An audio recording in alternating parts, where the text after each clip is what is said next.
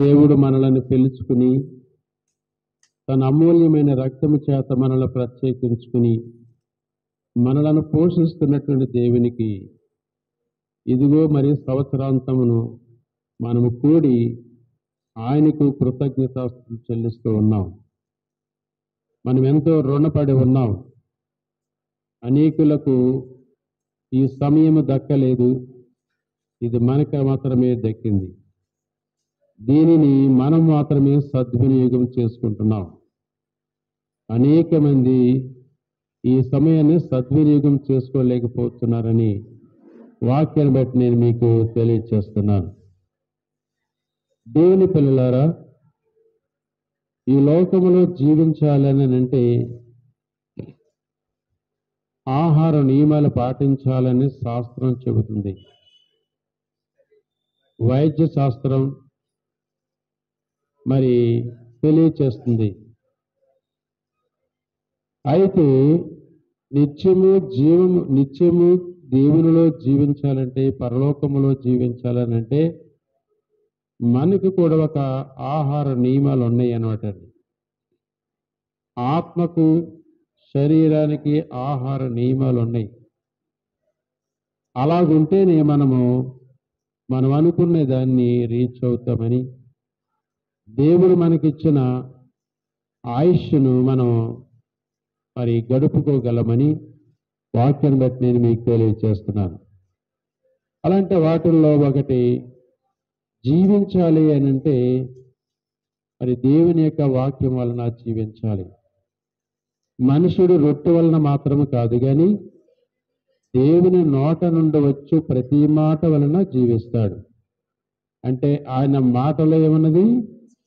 జీవము ఉన్నది అని గ్రంథం తెలియజేస్తుంది. ఆయనలో జీవమున్నది, ఆయన మాటలలో జీవమున్నది. కనుకనే ఆయన మాటలే మనం భుజిస్తే, ఆ మాటలే మన హృదయములకు చేర్చుకుంటే, ఆయన మాటలే మన హృదయం అనే పలక మీద వ్రాసుకుంటే తప్పక నిత్యము జీవిస్తామని దేవుడు తెలియజేస్తున్నాడు. అలనాడు ఆదిలో మన ఆది తల్లిదండ్రులు అనబడినటువంటి అవ్వాదములకు ఆ యొక్క భాగ్యాన్ని ఇచ్చారు. మీరు నిత్యము జీవించాలని అంటే ఈ వృక్ష ఫలాలని తినండి. ఏ వృక్ష ఫలాలు అన్నవి? జీవ వృక్ష ఫలాలు. ఒకసారి ఆదికాండ గ్రంథంలో మనం చూడండి. ఆదికాండము 2:9 చూద్దాం. ఆదికాండము 2:9 చూద్దాం. మరియు దేవుడైన యెహోవా చూపునకు రమ్యమైనది, ఆహారమునకు మంచిది నాయన ప్రతి వృక్షమును ఆ తోట మధ్యను, జీవ వృక్షమును, మంచి చెడ్డలు తెలివినిచ్చు వృక్షమును నేల నుండి మొలిపించారు. మరియు ఆ తోటను తడుపుటకు ఏదేనులో నుండి ఒక నది బయలుదేరి అక్కడ నుండి చీలి 4 శాఖలాయెను. చాలు. ఇక్కడ దేవుని వాక్యం ఏమి చెబుతుంది అని అంటే, జీవవృక్ష ఫలములను దేవుడు ఉంచాడు. మంచి చెడ్డలు తెలివినిచ్చే వృక్షాన్ని కూడా ఇచ్చాడు. ఇంకా ఆహారము కొరకు అనేకమైన వృక్ష ఫలాలను ఇచ్చాడు దేవుడు. వీటన్నిటినీ తినొచ్చు. జీవవృక్ష ఫలము ఎస్పెషల్గా తినొచ్చు. కానీ మంచి చెడ్డలు తెలివినిచ్చే చెట్టు పండు మాత్రము మీరు తినకూడదు అని ఆజ్ఞాపించడం. కానీ వాళ్ళు ఏం చేశారు? అని అంటే జీవవృక్ష ఫలము తినలేదు, మంచి చెడ్డలు తెలివినిచ్చి పండు మాత్రమే తిన్నారు. వాళ్ళు తింటే ఏమయ్యారండి? వాళ్ళు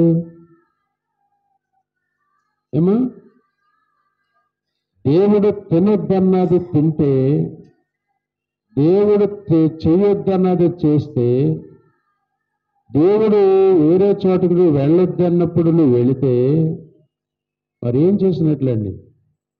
పండు తింటే వాళ్ళు ఏమయ్యారో కాదన్న పని మనం చేస్తే మన జీవితం కూడాను అంతేనండి. ఏం పోగొట్టుకుంటున్నాం అప్పుడు? జీవాన్ని పోగొట్టుకుంటాం. నిత్య జీవం వేరండి, జీవం వేరండి. జీవము జీవించేదే, జీవింప చేసేదే. అయితే నిత్య జీవము అని అంటే పరలోకములో ఉంది. పరలోకములో ఉండేవారు నిత్యము జీవిస్తారు. అగ్ని జ్వాలలో ఉన్నవారు కూడా జీవిస్తారు, కానీ వారి యొక్క జీవితం చాలా వేర్పాటుగా ఉంటుంది. అది చాలా భయంకరమైనదిగా ఉంటుంది. అది చాలా దిక్కుమాలినదిగా ఉంటుంది. ఎవ్వరూ సహకరించలేనటువంటి ప్రదేశం అది. ఆ చోటుకు వెళ్ళినటువంటి వారి బాధ అంతా ఎంత కాదు. అగ్ని గుండము అనేటువంటి చోటుకు వెళితే ఇక బాధను మనము వర్ణించలేము. రేపు మనం పరలోకము కానీ వెళితే ఆ ఆనందాన్ని కూడా మనం వర్ణించలేము. ఇక్కడ ఈ బాధను వర్ణించలేము పాతాళమందు. రేపు పరలోకమందు ఆనందాన్ని కూడాను వర్ణించలేనటువంటి ఆనందం అక్కడ ఉంటుంది. కనుకని దేవుడు ప్రశ్నిస్తున్నాడు, పరీక్షిస్తున్నాడు. ఆయన ఆ చెట్టు పండు తినకూడదని చెప్పిన ప్రకారముగా దేవుడు జీవవృక్ష ఫలం మాత్రం తినమని అన్నాడు. వాటిని తింటే నిత్యము జీవిస్తారట. జీవవృక్ష ఫలం. కనుక ఇప్పుడు మనకు శాస్త్రవేత్తలు ఏమంటున్నారంటే, మరి చిరుధాన్యాలు తినాలి, మరి డ్రై ఫ్రూట్స్ మాత్రం తినాలి. తింటే మంచి లైఫ్ ఉంటుంది, మంచిగా జీవిస్తారు, ఆరోగ్యంగా జీవిస్తారు అని తెలియచేస్తున్నారు అన్నమాట. కనుక అందరికీ అనుకూలము కాదు అవి తినడం అనేది. అందరికీ అనుకూలం కాదు. అనుకూలమైనటువంటి వారు మాత్రం దాన్ని తింటూ ఉన్నారు. ఎందుకు అంటే భూమి మీద ఇంకా చాలా కాలం బ్రతకాలని అనిపిస్తూ ఉంటుంది. చనిపోవాలని ఎవరైనా అనుకుంటారా?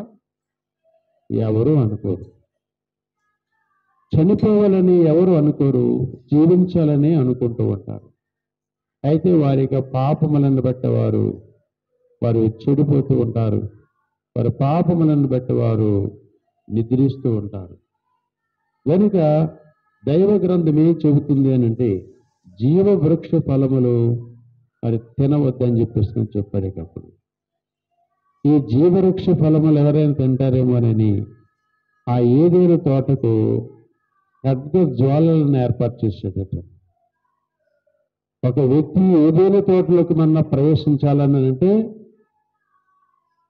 అక్కడ ఆ గేటు దగ్గర పెద్దగా జ్వాలను ఏర్పాటు చేశాడు. ఎవరైనా వెళ్ళారా చిత్తు అయిపోతారు అన్నట్టు, ఖైమ అయిపోతారు అన్నట్టు. ఖైమ తెలుసు కదా మనకు, కనుక ఖైమ అయిపోతారు. కనుక అలాగూ మళ్ళీ ఎవడు ఏదైనా తోటలో అడుగు పెట్టకుండా ఉండేటట్లు అక్కడ దేవుడు చేశారన్నమాట. కనుక దేవుని కుమారులారా, మరి జీవవృక్ష ఫలము తింటే నిత్యము జీవిస్తాం. మరి మరణకరమైనటువంటి మరి పనులు చేస్తే నిత్యము నరకములో మరణిస్తూ ఉంటాం. అంచేత జీవవృక్ష ఫలమును మనం తినాలి. అందుకనే చెబుతారు, ఇదిగో ఫలాన్ని విత్తనాలు తింటే మీకు షుగర్ ఉండదు, మీకు బీపీ రాదు. అవన్నీ కూడాను మరి సమపాళ్ళు కలిగినటువంటి అయి మనకు ఆరోగ్యాన్ని ఇవ్వడం అనేటువంటి జరుగుతుందని మరి గ్రంథకర్త ద్వారాగా మనం తెలుసుకుంటున్నాం. అలాగే 3వ అధ్యాయము 22వ వచనం చూద్దామండి. 3వ అధ్యాయము 22వ వచనం. అప్పుడు దేవుడైన యెహోవా, ఇదిగో మంచి చెడ్డలను ఎరుగునట్లు ఆదాము మనలో ఒకరి వంటి వాడాయను. చాలమ్మా. మనలో ఒకరి వంటి వాడాయను, మంచి చెడ్డలను తెలుసుకున్నటువంటి వాడైన వాడు ఆదాము మనలో ఒకరి వంటి వాడాయను అంటున్నాడు అన్నటువంటి దేవుడు. మంచి చెడ్డలు తెలుసుకుని మంచి చేసిన వారు ఎవరు? మంచి చెడ్డలు తెలుసుకుని మంచిని చెడుని కూడా చేసిన వారు ఎవరు తెలుసా? మంచి చెడులు తెలుసుకున్న వారు వారై ఉండి మంచినే చేశారు, కానీ చెడ్డలు చేయనటువంటి వారు ఎవరు? ఏమా? ఎవరు చెడు చేయలేదు. మంచి చెడులు తెలుసు, కానీ ఏం చేస్తామంటారు తెలుసుకుని? మంచి చేస్తామంటారా? తినకూడదనేది తెలుసు, కానీ మరి తినుకోకుండా ఉండగలమా? ఉండలే. రాజుగారికి నాకు షుగర్ ఉంది, ఇంకెవరికైనా ఉండొచ్చు. అయితే స్వీట్ కనపడితే ఆయన తినేస్తాడు, ఫ్రూట్ కనపడితే నేను తినేస్తాను. మాకు విరుద్ధమైనటువంటి విషయాలు అవి. కనుక తింటే ప్రాబ్లం ఉంది, తింటే నష్టం ఉంది.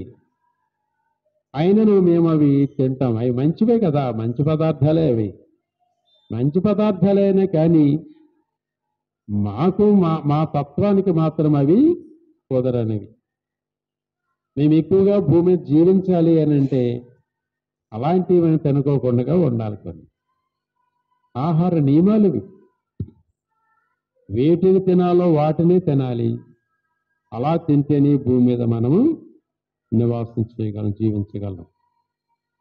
ఒకరు పరలోకములో జీవించాలి అంటే, ఆత్మీయంగా జీవించాలి అని అంటే ప్రభు మనకి ఏది, అది దేని మీద మనకు స్వాతంత్రాన్ని ఇచ్చారో, ఏది తినకూడదని చెప్పారో, త్రాగకూడదని చెప్పారో వాటిని మానేసి దేవుని మాటకు చిత్తానికి లోబడి జీవించడమే మనకది నిత్య జీవంలోకి మరి తీసుకుని వెళుతుందని, ఈ లోక సంబంధమైనటువంటి జీవితం కూడా మన దేవుడు మనకి ఇచ్చిన ఆయుష్ 80, 90, 70 ఎన్నో ఆ సమయం అంతా కూడాను మనం అనుభవించాలి అని అంటే, దేవుడిచ్చినటువంటి ఆయుష్కాలం అంతా అనుభవించాలని అంటే మనము బహు జాగ్రత్తగా ఉండాలని, ఆహార నియమాలు పాటించాలని, శాస్త్రం సైన్స్ చెప్తున్న ప్రకారంగా నడుచుకుంటే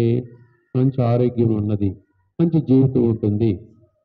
అలాగే సర్వశక్తి కలిగిన దేవుడు మనకు చెప్పినది మనము కూడాను నెరవేర్చుకుంటే ఇహమందు కాదు పరమందు కాదు నిత్యము జీవిస్తామని వాక్యం బోధిస్తుంది. కనుక నిత్యము జీవించేది మరి పరలోకములోనని మనం గ్రహించుకోవాలి. ఈ భూలోకములో ఈ వృక్ష ఫలాలు, జీవవృక్ష ఫలాలు తినేస్తారేమో, నిత్యం బ్రతికేస్తారేమోనని దేవుడు ఏదేని తోటకి ఏం చేశాడండి? ఏం చేశాడంటారు? ఖడ్గ జ్వాలలను ఏర్పాటు చేశాడు.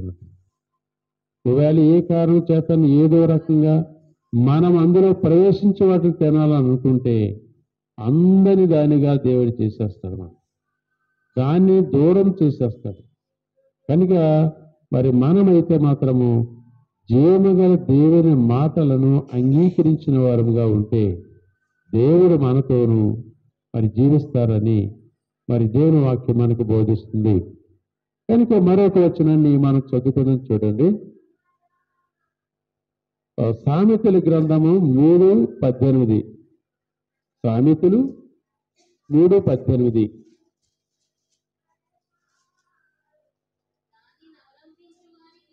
దానిని అవలంబించే వారికి అది జీవవృక్షం, దానిని పట్టుకున్న వారందరూ ధన్యులు. జ్ఞానము వలన యెహోవా భూమిని స్థాపించారు. వివేచన వలన ఆయన ఆకాశ విశాలమును స్థిరపరిచాడు. ఆయన తెలివి వలన అగాధ జలములు ప్రవహిస్తూ ఉన్నవి. మేఘముల నుండి వర్ష బిందువులు కురుచున్నవి. నా కుమారుడా, లెస్సైన జ్ఞానమును వివేచనను భద్రము చేసుకొనుము. వాటిని నీ కన్నుల ఎదుట నుండి తొలగిపోనీయకము. అవి నీకు జీవముగాను నీ మెడకు అలంకారముగాను ఉండును. అప్పుడు నీ మార్గమున నీవు సురక్షితముగా నడిచెదవు. నీ పాదము ఎప్పుడునూ తొట్టిల్లదు. పండుకొనినప్పుడు మరి భయపడవు. నీవు పరుండి సుఖముగా నిద్రిస్తావు. ఎవడును లోపలికి రాడు. నీవు సౌఖ్యంగా జీవించాలనంటే నీవు దేవుని మందిరములో, దేవుని సన్నిధిలో నీవు బహు జాగ్రత్త కలిగి జీవించినట్లయితే అలాంటి నిత్య జీవమునిగా ప్రాప్తిస్తుందని దేవుని వాక్యం బోధిస్తుంది. కనుక జీవ వృక్షము మనకు దొరికినప్పుడు దానిని భుజించాలని చెప్పేసి తెలియజేస్తుంది. కానీ అవ్వాదాములు దానిని భుజించలేదు. సరిగదనంటే మరి మంచి చెడులను తెలివినిచ్చేటువంటి జీవ వృక్ష ఫలాలను అటువంటి వృక్ష ఫలములు తిన్నారని వాక్యం మనకు బోధిస్తుంది. కనుక దేవుని కుమారులారా, అదే 11వ అధ్యాయము 30వ వచనం, సామెతల గ్రంథమే 11వ అధ్యాయము 30వ వచనం మనం చదువుకున్నాం. నీతిమంతులు ఇచ్చు ఫలము జీవ వృక్షం. జ్ఞానము గలవారు ఇతరులను రక్షిస్తారు. జ్ఞానము కలిగిన వారు ఏం చేస్తారమ్మా? ఇతరులను కూడాను రక్షిస్తారు. కానీ ఇతరులు మనం రక్షించడం లేదు అనుకోండి, మనం ఎవరమై ఉంటాం? జ్ఞానం లేని వారమై ఉంటామని వాక్యం బోధిస్తుంది. అయితే బుద్ధిమంతులైతే ఎలా ఉంటారట? బుద్ధిమంతులు ఏం చేస్తారట? ఒకసారి దానియేలు గ్రంథము 12వ అధ్యాయము ఒకసారి చూద్దాం. దానియేలు గ్రంథము 12వ అధ్యాయములకు మనం వెళ్దాం ఒకసారి.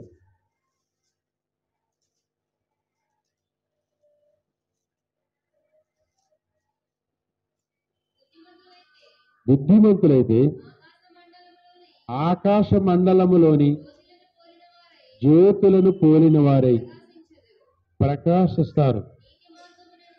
నీతి మార్గమును అనుసరించి నడుచుకొనినట్లు ఎవరు అనేకులను త్రిప్పుదురో వారు నక్షత్రముల వలె నిరంతరము ప్రకాశిస్తారు. ఏం చేస్తేని ఎవరు అనేకులను దేవుని వైపుకి మళ్ళిస్తారో అట్టి వారి యొక్క స్థితి, వారి జీవితాన్ని గురించి దేవుడు ఇక్కడ తెలియజేస్తాడు. ఆకాశమందు ప్రకాశిస్తున్నటువంటి జ్యోతుల వలె వారు ప్రకాశిస్తారట. నక్షత్రముల వలె ఎప్పుడు కూడా వారు ప్రకాశిస్తూనే ఉంటారు. అలాంటి మరి గొప్ప అభయం ఇస్తున్నాడు మన ప్రభు అయినటువంటి యేసుక్రీస్తు వారిని మీకు మనవి చేస్తున్నాను. కనుక దేవుని కుమారులారా, మనము అటువంటి మరి జీవితము జీవించాలని వాక్యం బోధిస్తుంది. బుద్ధిమంతులైతే ఏం చేస్తారట?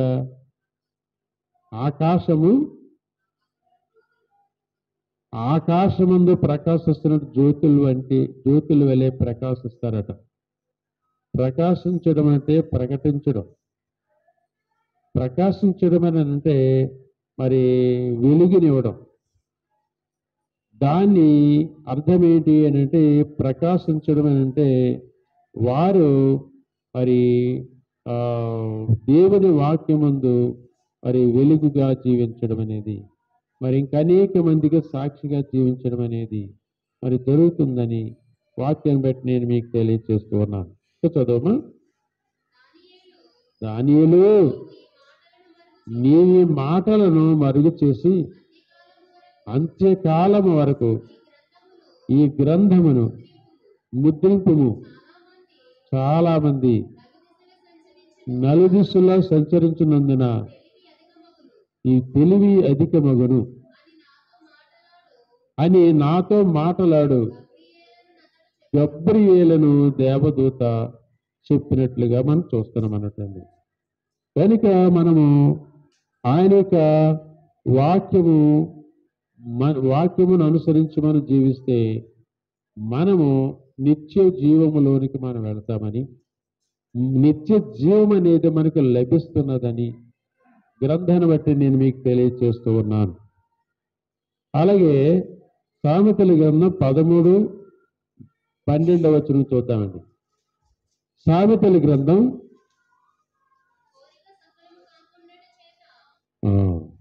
కోరిక సఫలము కాకుండా చేత హృదయము నొచ్చుకుంటుంది. సిద్ధించిన మనోవాంఛ జీవవృక్షం. ఆజ్ఞను తిరస్కరించేవాడు అందువలన శిక్ష నొందుతాడు. ఆజ్ఞ విషయమై భయభక్తులు గలవాడు లాభము పొందును. కనుక దేవుని యొక్క వాక్యమును బట్టి మనం చూస్తే మనము లాభం పొందాలని అంటే దేవుని యొక్క వాక్యమును అనుసరించి మనం నడుచుకుంటే గొప్ప మేలు ఉంది, గొప్ప ఆశీర్వాదం ఉన్నదని నేను మీకు తెలియచేస్తున్న దేవుని కుమారులారా. అలాగే సామెతల గ్రంథంలో 15:4 కూడా చూద్దాం. సాత్వికమైన నాలుక జీవవృక్షం. కనుక జీవవృక్షము అంటే జీవవృక్షము మరి తింటే, జీవవృక్షం యొక్క ఫలము తింటే వారు నిరంతరము జీవిస్తారు. అయితే మరి ఈ యొక్క మరి ఫ్రూట్స్ తింటే మనం కొద్ది కాలమే బ్రతుకుతాం. కనుక జీవజలముల యొక్క నూరెడి నీటి బొగ్గగా మనల్ని చేస్తానని చెప్పేసి దేవుడు సెలవిస్తూ ఉన్నాడు. మరోసారి చదవమా 15వ అధ్యాయం 4వ. సాత్వికమైన నాలుక జీవవృక్షం. జీవవృక్షము తింటే, జీవవృక్ష ఫలాలు తింటే ఎలాగైతే జీవిస్తారో ఇప్పుడు మరి మా పరిస్థితి అలాగున్నదని చెప్పేసి అక్కడ సాక్ష్యం ఇవ్వడం అనేటువంటి జరుగుతుంది అన్నమాట. కనుక ఇంకో వచనం చదవం. అక్కడ దానిలో కుటిలత ఉన్న ఎడల ఆత్మకు భంగము కలుగుతుంది. అంటే ఆత్మకు మరి అన్యాయం జరుగుతుంది. ఆత్మకు మరి దక్కవలసిన దాన్ని మరి దక్కించుకోవటం లేదు, నిర్లక్ష్యం చేస్తూ ఉన్నారు అని పరిశుద్ధులకు దేవుడు మనకు తెలియచేస్తున్నారని మీకు మనం చేస్తున్నాం. తర్వాత ఎజ్కేలు గ్రంథము 47వ అధ్యాయము 11వ వచనాలు చదువుకుందాం. ఎజ్కేలు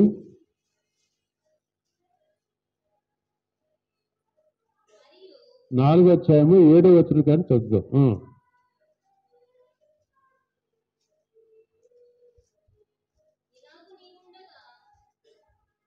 ఎలాగూ నీవుండగా విషయము యెరూషలేము ముట్టడి వేయబడినట్లు తేరి చూచుచు చొక్కాయిని తీసివేసిన బాహువును చాపి దానిని కూర్చి ప్రకటింపవలెను. పట్టణము ముట్టడి వేయబడినట్లుండి జనములు నీకు రెండవ ప్రక్కన తిరగక అదే పాటున ఉండినట్లు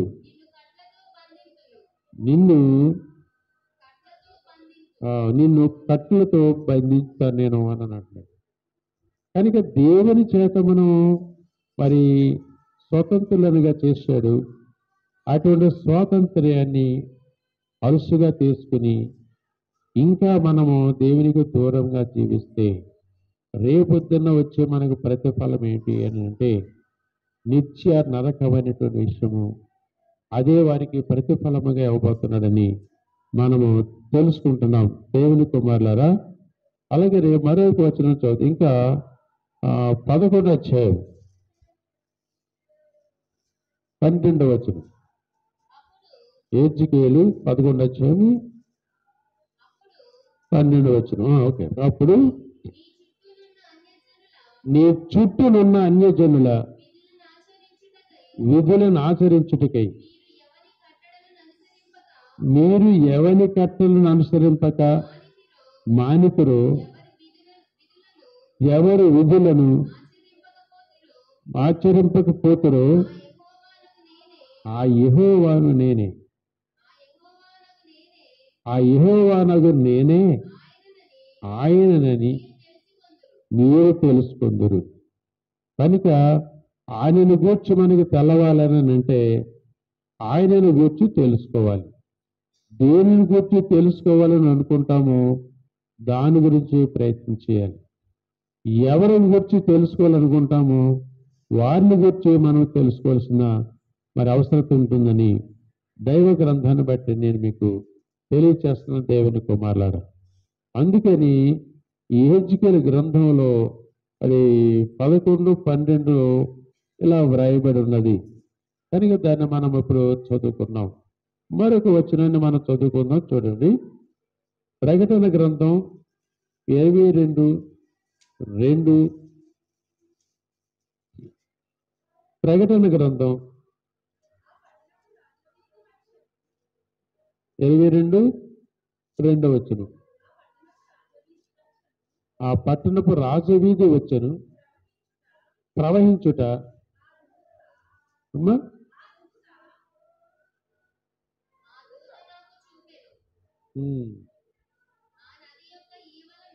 ఆ నది యొక్క ఈవలను ఆవలను జీవ వృక్షం ఉండేది.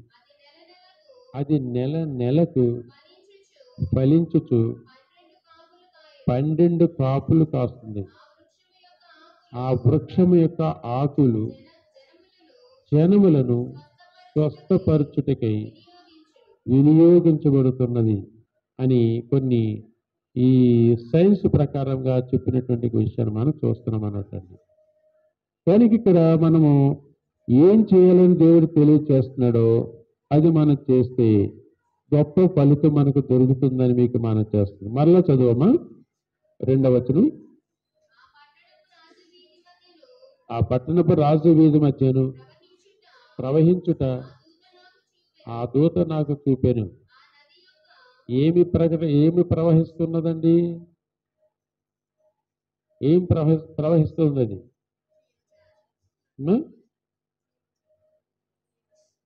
ఏంటి ప్రవహించేది? ఏం ప్రవహిస్తుందమ్మా? జీవజల నది ప్రవహిస్తున్నది. ఈ జీవజల నదిని తనివి తీరా త్రాగినటువంటి వారు మరి ఎంతో చక్కగా తృప్తి పొందుతారని వాక్యం బోధిస్తుంది. నిత్యము జీవిస్తారని వాక్యం బోధిస్తుందని మీకు మనం చేస్తున్నాం. కనుక మరి 19వ వచనం కూడా చూద్దాం. అక్కడే ప్రకటన 2:22-19. ఎవడైనాను ఈ ప్రవచన గ్రంథమందున్న వాక్యములను ఏదైనాను తీసివేసిన ఎడల దేవుడు ఈ గ్రంథములో వ్రాయబడిన జీవ వృక్షములోను పరిశుద్ధ పట్టణములోను వానికి పాలు లేకుండా చేయును అన్నాడు. చూసారా, ఈ భూమి మీద జీవ వృక్షము అనేటువంటిది కాకుండా అట్టి వారు దేవుని ఆరాధించకపోయినటువంటి వారు పరిస్థితి రేపొద్దున్న అలాగుంటుందని చెప్పేసి నేను దేవుడు మనకు తెలియచేస్తున్నాడు. కనుక ఆదివారం అనేది మనకు ఒక గొప్ప విశ్రాంతి దినం. అంటే విశ్రాంతి దినం అంటే మన సబ్బాత్ అనేటువంటి రోజు. అంటే భౌతికంగా ఆదివారం అనేటువంటి దినమున ఆయన ఆరాధించుకుని ప్రశాంతత కలిగి మనం జీవిస్తామన్నమాట. అది అయితే పాత నిబంధనలో ఉండేటువంటి ఆరాధి ఆ పాత నిబంధనలో ఉండేటువంటి ఆరాధన దినము శనివారం అన్నమాట.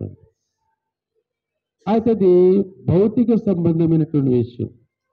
ఇదైతే ఆత్మ సంబంధమైన విషయం కనుకనే ఆ యేసుక్రీస్తు వారు మరి వారు యేసుక్రీస్తు వారి యొక్క మాటలను బట్టి మనం జీవించగలమని వాక్యాన్ని బట్టి మనం చూస్తున్నాం.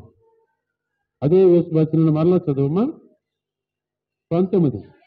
ఎవడైనను ఈ ప్రవచన గ్రంథమందున్న వాక్యములలో ఏదైనను తీసివేసిన ఎడల దేవుడు ఈ గ్రంథములో వ్రాయబడిన జీవ వృక్షములోను పరిశుద్ధ పట్టణములోను వారికి పాలు లేకుండా చేయను.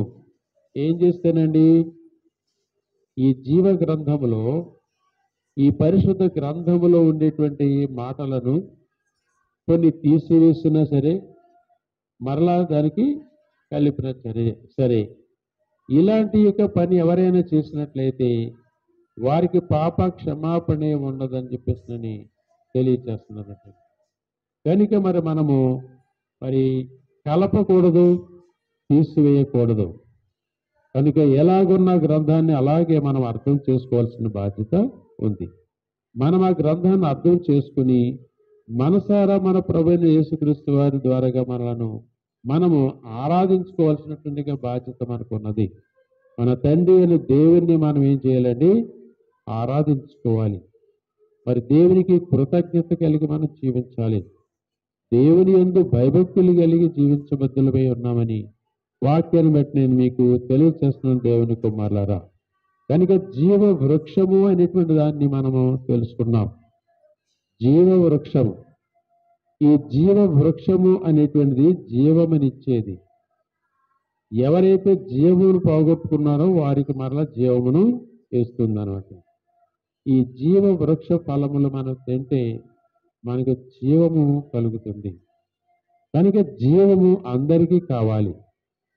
జీవము లేకపోతే మరి దేవుని యొక్క దృష్టిలో మనము అపరాధములుగా తీర్చబడతామని, దేవునికి దూరస్తులుగా మనం ఉంటామని దేవుని వాక్యం బట్టి నేను మీకు తెలియచేస్తూ ముగిస్తున్నాను. మరొక విషయాన్ని గురించి మనం నేర్చుకుందాం.